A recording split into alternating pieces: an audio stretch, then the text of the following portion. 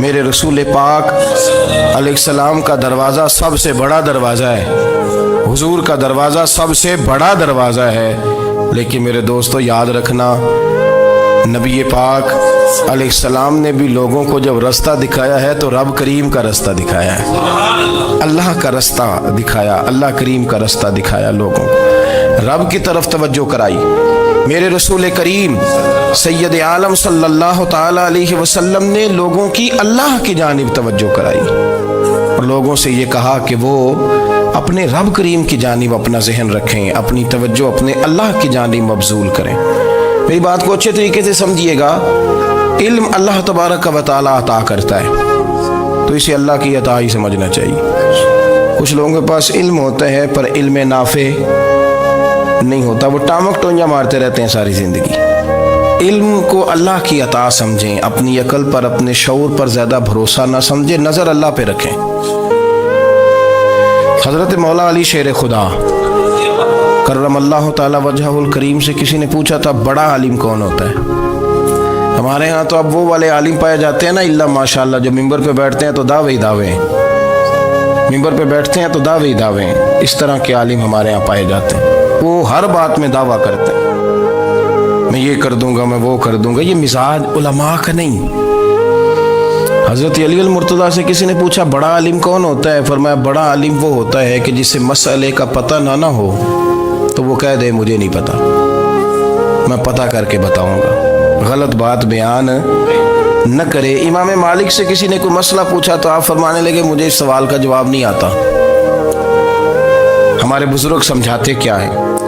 وہ کہنے لگا آپ اتنے بڑے امام ہیں تو اس سوال کا جواب نہیں آتا۔ فرمانے لگے اگر مجھے ہر سوال کا جواب آتا پھر تو میں خدا ہوتا، مجھے ہر سوال کا جواب نہیں آتا، مجھے تو اتنا آتا ہے جتنا میرے رب نے مجھے عطا کر دیا ہے۔ اپنی نظر اللہ پہ رکھیں، نکل آئیں اس معمے سے باہر کہ میں کوئی بلا ہوں، مجھے بڑا پتہ ہے، میرے پاس 6 ڈگریاں ہیں، مجھے 10 جگہ پہ تدریس کا شغف حاصل ہے، اس سے نکلیں باہر۔ قرآن مجید دیکھیے گا، اللہ تعالیٰ نے ارادہ قدرت فرمایا کہ میں حضرت آدم کو بناؤں گا، پھر بنانے کے بعد فرمایا فرشتوں سجدہ کرو آدم کو، سب نے سجدہ کیا الا ابلیس ابا واستکبر وکان من الکافرین، سب نے سجدہ کیا سوائے ابلیس کے، اس نے انکار بھی کیا، تکبر بھی کیا اور کافروں میں سے ہو گیا۔ تو یہ جب اللہ تعالیٰ نے سجدہ کرایا تو کیسے کرایا؟ اللہ تبارک و تعالیٰ نے نا حضرت آدم کو علم سکھایا خود، وعلم آدم الاسماء کلہا، خود اللہ فرماتے ہیں کہ میں نے جناب آدم علیہ السلام کو تمام اشیاء کے نام سکھائے، سب اشیاء کے نام سکھائے۔ تو وہ چیزیں پھر میں نے نا، اللہ فرماتے ہیں میں نے فرشتوں پہ پیش کی، میں نے کہا کہ بتاؤ ان کے نام کیا ہے، تو فرشتوں نے جو جواب دیا وہ سمجھنے والا ہے۔ اللہ نے چونکہ خود علم سکھایا تھا حضرت آدم کو، جناب آدم سکھایا تھا، لیکن فرشتوں کو نہیں سکھایا تھا۔ تو اللہ کریم نے فرمایا فرشتوں اب یہ بتاؤ ان چیزوں کے نام کیا ہیں؟ تو فرشتے کیا کہتے ہیں؟ فرشتے عرض کرتے ہیں قالوا سبحانک لا علم لنا۔ آپ کبھی یقین کریں اس چیز کی لذت لیں تو مزہ آ جائے۔ کہا قالوا سبحانک، کہنے لگے تو پاک ہے، قالوا سبحانک، کہنے لگے تو بھائی آدم علیہ السلام کو نام سکھا لیے، پھر فرشتوں کے سامنے وہ چیزیں پیش کر کے کہا ان چیزوں کے نام بتاؤ، تو فرشتے کیا کہتے ہیں؟ کہتے ہیں قالوا سبحانک، تو پاک ہے، لا علم لنا، ہمارے پاس کوئی علم نہیں، الا ما علمتنا، ہمیں تو اتنا پتہ ہے جتنا تو نے ہمیں سکھا دیا، ہمیں تو اتنا پتہ ہے جتنا تو نے ہمیں، لا علم لنا، ہمارے پاس کوئی علم نہیں ہے، اتنا ہی پتہ ہے جتنا تو نے ہمیں سکھا دیا ہے، اس سے زیادہ ہمارے پاس علم۔ اور یہ کیوں تو نے ہمیں جتنا سکھایا اتنا پتہ ہے؟ فرشتے یہ نہیں کہتے یا اللہ تو زیادہ سکھا، آدم کو دیا تو ہمیں بھی دے، یہ نہیں فرمایا، فرمایا انک انت العلیم الحکیم، اے اللہ تو علم والا بھی ہے اور حکمت والا بھی ہے، تجھے پتہ ہے کس کو کتنا دینا ہے، جتنا تو نے مناسب سمجھا جناب آدم کو دیا، اور جتنا تو نے بہتر سمجھا وہ تو نے ہمیں عطا فرمایا۔ تو اگر آپ کے پاس علم ہے، کہیں نالج ہے، اس کو اللہ کی عطا سمجھے۔ ہمارے ہاں بہت سارے لوگ بن کے بیٹھ جاتے ہیں، میں اکثر کہتا ہوں کہ پھر وہ دعوے کرتے ہیں میرے علاقے والے جاہل ہیں، میرے شہر والے جاہل ہیں، میرے خاندان والے پڑھے نہیں، یہ آپ کا دعویٰ ہے، یہ آپ کو خراب کر دے گا۔ ہم نے بہت سارے ایسے لوگ دیکھے جو بہت بڑے عالم تھے، لیکن اللہ جب لینے پہ آیا تو عقل ہی لے گیا، شعور ہی چلا گیا، حافظے ختم ہو گئے۔ آپ دیکھتے ہیں بڑھاپے میں کچھ لوگ ایسے ہوتے ہیں کہ جن کو یہ بھی یاد نہیں رہتا کہ میرا نام کیا ہے، میں کہاں ہوں، مجھے کدھر جانا ہے۔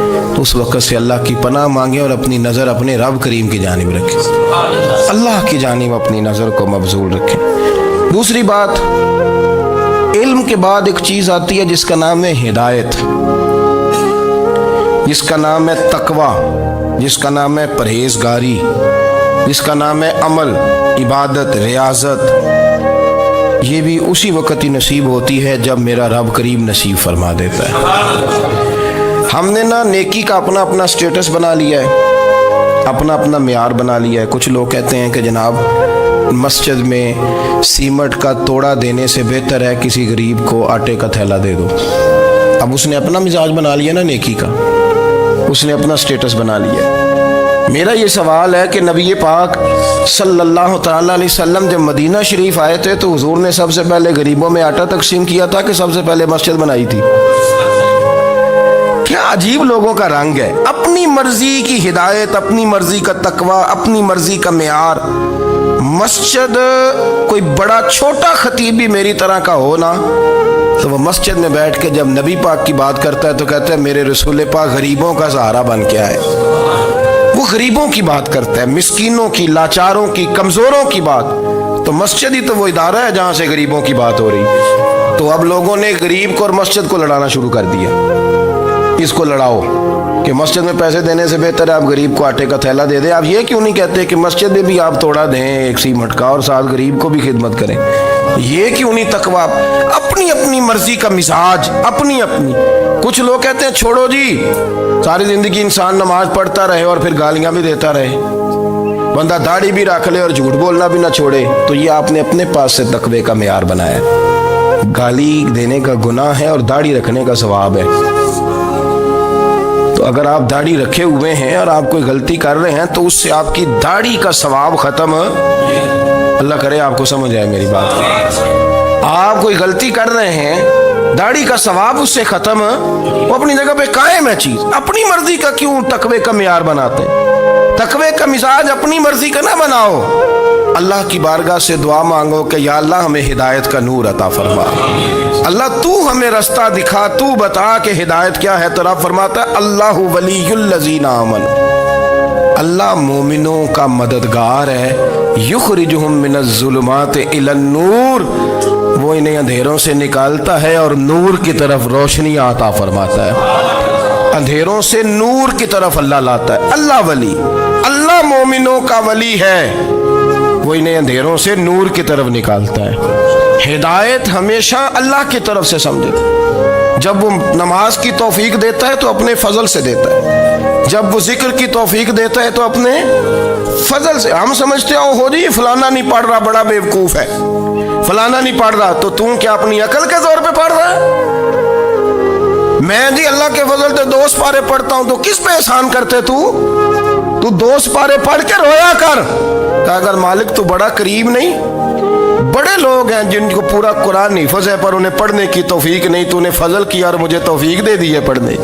رویا کر، پڑھ کے رویا کر، راتی ساری کر کر زاری، وہ نیند اکھاں تھی توندے تے فجرے اوہی گناہگار کہاون سب تو نیوے ہوندے۔ مہربانی کریں، ڈریں، نیکی کریں تو پھر ڈریں، پھر احساس پیدا کریں، پھر اپنے اندر وہ کمزوری لائیں کہ توبہ توبہ مجھے تو پتہ ہی نہیں، تو جانتا ہی نہیں۔ حضرت سیدنا امام اعظم ابو حنیفہ رحمۃ اللہ تعالی علیہ کے ساتھ ایک شخص کہتا میں نے نماز پڑھی، تو عشاء کی نماز تھی۔ یہ جو لوگ بڑے ہوتے ہیں نا، جن کے پیار کرنے والے بڑے ہوتے ہیں، ان کے گرد خوف بھی بڑا ہی ہوتا ہے، انہیں بڑا ڈر لگتا ہے، بڑی بعض اوقات آزمائش ہوتی ہے ان کی۔ عشاء کی نماز کہتے پڑھی تو امام صاحب نے نا عشاء کی نماز میں تلاوت کی آیتیں فَمَن يَعْمَلْ مِثْقَالَ ذَرَّةٍ خَيْرًا يَرَهُ وَمَن يَعْمَلْ مِثْقَالَ ذَرَّةٍ شَرًّا يَرَهُ، فرمایا جو ذرہ برابر خیر کرے گا وہ بھی قیامت میں دیکھے گا، اور جو ذرہ برابر شر کرے گا وہ بھی قیامت میں اس شر کو دیکھے گا اس کے سامنے آئے گا. تو وہ شخص کہتا ہے کہ سارے لوگ نماز پڑھ کے چلے گئے تو امام صاحب رحمۃ اللہ علیہ نے اپنی داڑھی پکڑی ہوئی رو رہے ہیں. کہتے ہیں اور ذرہ برابر نیکی کا بدلہ دینے والے، وہ ذرہ برابر شر پہ سزا دینے والے میری سفید داڑھی کو دیکھ. مالک میرے ذرے ذرے سامنے نہ لانا، لوگ تو میری بڑی قدر کرتے ہیں دنیا، میں تو بڑا پہچانا جاتا ہوں، لوگ تو میری راہوں میں پھول لیے کھڑے ہوتے ہیں، مجھے بڑا نوازتے ہیں. قیامت میں رسوا نہ کر دینا، میرے لیے مشکل ہو جائے گی. وہ کہتے ہیں میں نے امام صاحب کا درد دیکھا، مجھے کوئی کام تھا تو میں چلا گیا. میں نے کہا کہ وہ اس وقت اللہ کے حضور حاضر ہیں تو میں دوبارہ آؤں گا. کہتے ہیں میں تہجد کا وقت آیا تو امام صاحب وہیں بیٹھے تھے اور ان کی داڑھی آنسوؤں سے بھری ہوئی تھی اور زور سے داڑھی پکڑی ہوئی. کہنے لگے مالک رسوا نہ کر دیں، قیامت میں رسوا نہ کر دیں. یار جو ہدایت یافتہ لوگ تھے وہ تو ڈرے ہوئے تھے، وہ تو سہمے ہوئے تھے، وہ تو کہتے تھے یہ اس کا فضل نہیں، اس نے بلا لیا، یہ اس کا کرم نہیں. حضرت باعزید بستامی کسی کافر کو دیکھتے تو رو پڑتے، کہتے مالک تو کتنا قریب ہے، یہ بے ایمان رہ گیا، تو نے اپنے فضل سے مجھے اپنے نبی کا غلام بنا لیا. وہ رو پڑتے. یہاں تو لوگوں کا دعویٰ ہی بڑا ہے. نمازی اللہ خیر فرمائے وہ تو دوسروں کو گھورتا ہے، وہ کہتا ہے جنت کا میں مالک ہوں، کنجیاں میرے پاس ہیں، میں کسی اور کو گھسنے نہیں دوں گا. اور اگر 2-3 حج کر لے تو پھر تو وہ کہتا ہے کہ اب میرے سے پوچھ کے لوگ جنت میں جائیں گے معاذ اللہ. اور اگر وہ 2 4 5 7 دفعہ کوئی نفل پڑھ لے تو پھر وہ کہتا ہے چھوڑیں جی سارے لوگ بے عمل ہیں، میں اکیلا نیک ہوں. نہ ایسا کریں، اپنی توجہ اپنے رب پہ رکھیں، اپنی توجہ اپنے معین الملت والدین، عطا رسول، ہند الولی، غریب نواز، خواجہ معین الدین چشتی، حضرت خواجہ اجمیر، شاہ اجمیر، شاہ اجمیر، والی ہندوستان. آخری عمر میں نا سارا دن روتے گزر جاتا، ساری رات روتے گزر جاتے، ذرا سی کوئی بات کرتا تو رو پڑتے ہیں، آنکھیں آنسوؤں سے بھری رہتی. کئی دفعہ آپ نے بھی پریشان ہو جاتے ہیں نا کہ یار تو ایک بات کی جان ہی نہیں چھوڑ رہا. تو خواجہ قطب الدین صاحب بختیار کاکی سے لوگوں نے کہا کہ آپ مرشد سے بات کریں، اتنا بھی تو نہیں نہ رونا چاہیے، ہر وقت اس کے آنسو کی کریے. عاشق دا کام ہی رونا تونا تے بنا رویوں نہیں منظوری. یہ عاشق سدا ہی روندا رہندا ہے، پاویں وصل ہوئے تے پاویں دوری. ہر وقت رونے کا کیا مطلب ہے؟ تو خواجہ قطب صاحب کہتے ہیں میں قریب گیا تو میں نے پیر دبائے، میں نے کہا سونیا لوگ تو کچھ بھی نہیں کرتے، تو نے تو کمال کر دیا. 90 لاکھ آدمی مسلمان کر دیا، دنیا کچھ نہیں کرتی. تو نے 50 سال ساری رات مسلح پہ بیٹھ کے رب راضی کیا. تو شہزادہ تھا، حضور کی اولاد تھا، لیکن معین الدین تیرا ایک پلاٹ بھی نہیں. تو نے طالب علم پالے، انہیں غریبوں کو دیا، انہیں نوازا، کوئی شے نہیں تیرے پاس، ہر چیز تو نے. ساری رات روتے ہو، سارا دن روتے ہو. تو خواجہ قطب الدین صاحب کہتے ہیں میں نے جب عرض کیا تو خواجہ صاحب مجھے گلے لگا لیا، چیخ مار کے روئے. کہنے لگے قطب الدین پتر داڑھی سفید ہو گئی، جانے کا وقت آ گیا. جو تو نے نیکیاں گنوائی ہیں وہ ہیں صحیح میرے پاس، پر یار کی بارگاہ میں پیش کرنے کے قابل ایک بھی نہیں، ایک بھی نہیں. تو بارگاہ تو دیکھ کتنی بڑی ہے، رسول کریم کی بارگاہ میں پیش کرنے کے قابل ان میں سے ایک بھی نہیں. تو آستانہ دیکھ کتنا بڑا ہے، کیا پیش کروں گا، کیا عرض کروں گا حضور کی بارگاہ میں، کس طرح. وہ یار جو بڑے تھے وہ تو ڈرے ہوئے تھے، سہمے ہوئے تھے، وہ تو بڑی آزمائش میں تھے. لیکن میرا اور آپ کا رٹا 2 نمازیں پڑھ کے 6 نمازوں کا دعویٰ کرنا اور لمبی چوڑی کہانیاں بنانا اور اپنے منہ سے اپنی تعریفیں کرنا، اس سے تھوڑا باہر آئیں. رزق بھی میرا اللہ ہی دیتا ہے، علم بھی اللہ دیتا ہے، رزق بھی. بڑے بڑے فقیروں کو مالدار ہوتے دیکھا، بڑے بڑے مالداروں کو فقیر ہوتے دیکھا. بڑے بڑے، میرے ایک بڑا سخی قسم کا سجن ہے، بڑا پیارا ہے، میں اسے سخی مانتا ہوں. میں نے اپنی پریشانیوں کے دنوں میں بھی اس شخص کو سخی دیکھا. ایک دن رات کو مجھے ٹیلی فون کر کے کہنے لگا کدھر ہو؟ میں نے کہا میں گھر ہوں. نہیں اکثر سفر میں ہوتے ہو نا؟ میں نے کہا طبیعت کیسی ہے؟ ٹھیک ہے، بس حال چال پوچھنا تھا. میں نے سمجھائی، میں نے کہا یار یہ کوئی مسئلہ ہے، ورنہ رات کے 2 بجے کوئی حال پوچھنے کو فون تو نہیں نہ کرتا. कोई मतलब ऐसा तो मसला नहीं ना। तो मैंने बैक कॉल की, मैंने कहा यार मेरी बात सुन, मसला क्या? कि नहीं कुछ नहीं दिल कर रहा था। मैं कहा मेरी गल सुन, रहे असी 4-5 साल कट्ठे, मैं तेन जानना, असल बात कर। कहने लगा मकान भी बड़ा है, सारा कुछ ठीक है, पर वो बड़ा ही बेनियाज है। कुछ हालात इस किस्म के आ गए हैं कि लोगों को बताऊं भी तो लोग मानने को तैयार नहीं। ज़्यादा नहीं, मुझे ना थोड़े से पैसों की ज़रूरत है, को 15-20 हज़ार अगर मिल जाएं, मेरी ज़रूरत। आप यकीन करें मैं रोता रहा सारी रात। मैंने कहा ओ मेहरबाना तेरा किस तरह करांगे, इससे लेके ज़माना इस्तेमाल करता था, पर बेपरवाही वेख ना सज्जड़ दी, जिथे किसे दी पेश ना जावे, उन्हें ताजा वाले दर दर रोले ते मंगते तख्त बिठावे। सजना किसे नू कारा मिल दई, कोई काबे खाली आवे। वल्लाहु खैरुर राज़िकीन, कहते तू दाएं बाएं ना जा, रिस्क तो तुझे मैं दूंगा, मैं हूँ बेहतर रिस्क देने वाला। बड़े बड़े बादशाह, बड़े बड़े शहनशाह, बड़े बड़े लोग, हाथों में कासे, फकीरियाँ। उम्मे रबिया क्या करती थी, बड़ी नेक और साले खातून थी। वो कहती हैं कि मैं ना बड़े अमीर आदमी की बीवी थी, अपने शौहर के साथ छत पे बैठी थी तो नीचे फकीर मांगने वाला आया, उसने बड़े दर्द से सदा की, तो मैंने अपने शौहर से कहा कुछ देने का, दफा कर, इन लोगों ने धंधा बनाया हुआ है। कहती मैं मेके से भी बड़ा माल लेके आई थी, मेरे माँ बाप बड़े अमीर थे, तो मैंने ना चोरी अपने खामद से नज़र बचा के बाथरूम जाने के बहाने गई और नीचे जाके 5 दिनार मैंने उस फ़कीर की हथेली पे रखे। कहते उसने 5 दिनार देखे, फिर मेरी तरफ देखा तो मैंने उसकी आंखों में आंसू चमकते देखे। कहने लगे बीबी रब तेरा भला करे, मैं 3 दिनों का भूखा हूँ। कि वो चला गया, मैं घर आ गई। जब बाहर आई तो मेरा शौहर कहने लगा तू इतनी अब इतनी तू तेज हो गई है और तू इतनी खुद मुख्तार हो गई है, मेरे बगैर पूछे माल खर्च करेगी, जा तुझे 3 तलाकें। कहती मैं बालदार और वज़ादार बाप की बेटी थी, तलाक लेके घर आई तो मेरा बाप टूट गया, चारपाई पे चला गया। ओहो ये क्या बन गया। कहती बड़ी तकलीफ रही। 1-2 साल के बाद मेरे अब्बा ने मेरी शादी कर दी।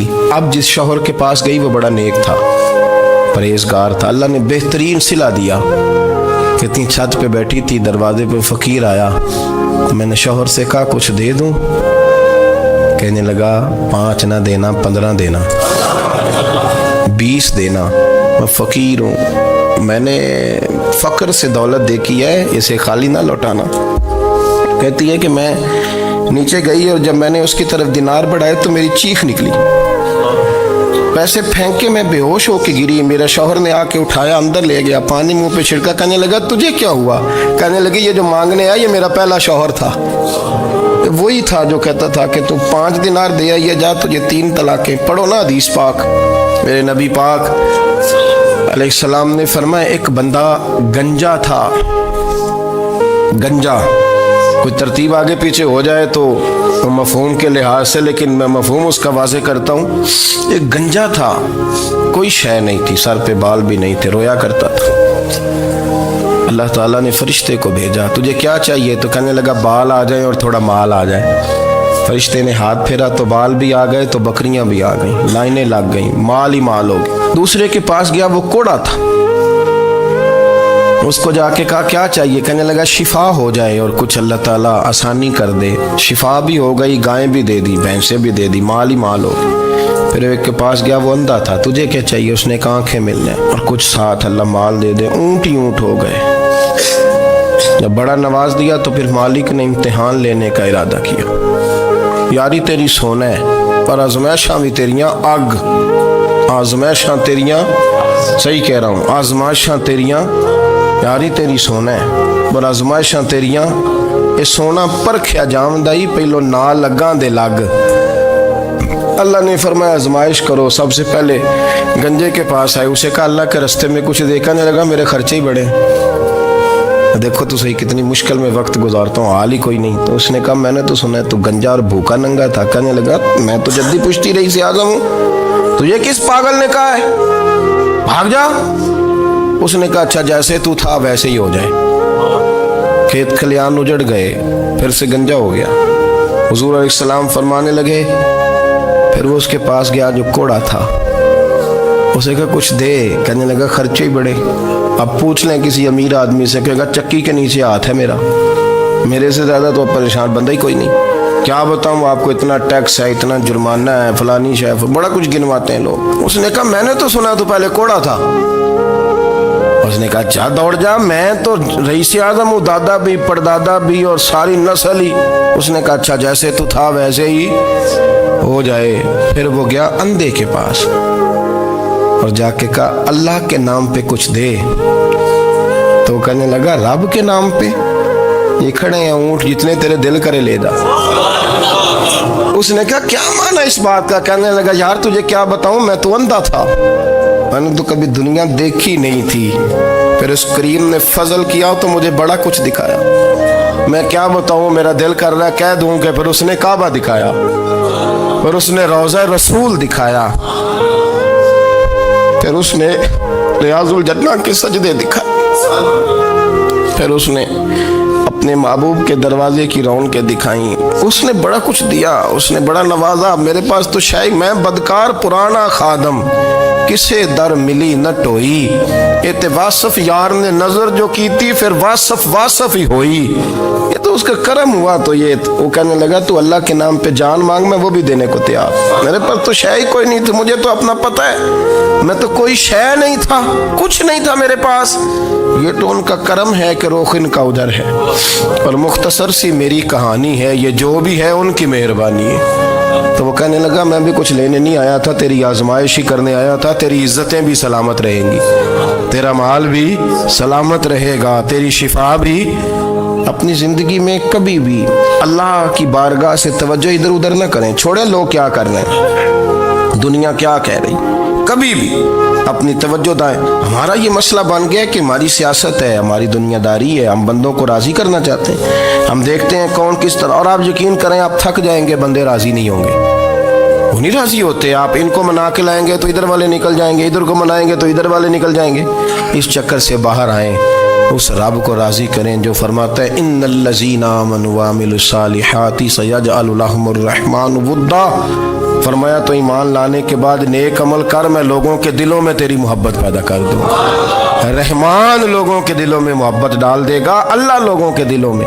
اپنی نظر ہمیشہ اپنے رب پہ رکھیں، اتنی لمبی چوڑی دنیا داروں سے امیدیں نہ وابستہ کریں۔ میں نے دیکھا ہے لوگ کاسا لیسی کرتے ہیں، کبھی اس کے دروازے پہ کبھی اس کے دروازے پہ، ان چکروں سے باہر آئیں اور اپنے رب کی بارگاہ کی طرف توجہ کریں، استغفار شوق سے پڑھا کریں، اور اکیلے میں نہ، اکیلے میں حضرت رئیس المتکلمین مولانا نقی علی خان صاحب رحمۃ اللہ نے لکھا ہے کہ فرعون 500 سال حکومت کر گیا، یہاں تو 5 سال کی حکومت کی پیر لڑکھڑاتے ہیں، 500 سال۔